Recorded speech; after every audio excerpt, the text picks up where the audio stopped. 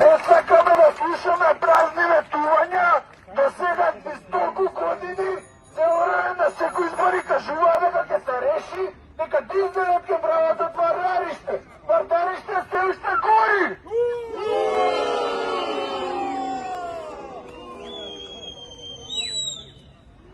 И сегашниот, а и идниот градоначалник на аеродром треба сега да го реши проблемот и ние секој ден ќе бидеме на улиците.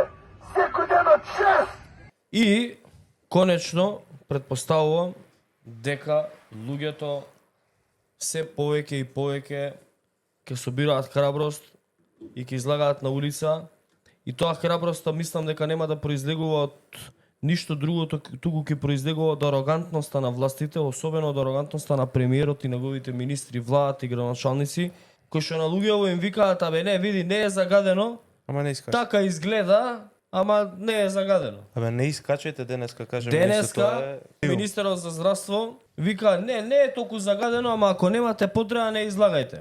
Демек не е загадено, ама Не диши. пуштете си дома, прочистуваш за воздух. И утре у 6 сат пак ќе има протести. И секој ден најавија протести. И мислам дека што поише луѓе треба да се соберат. Мислам дека аеродром има помеѓу 90 и 100.000 луѓе. Би требало и жителите на Гази и Баба да им се приклучат на луѓе од аеродром. Ние веќе заедно со Институција за јавно здравје прво ги анализиравме дали постои некој тип на загадување на ниво на штета по здравјето на граѓаните.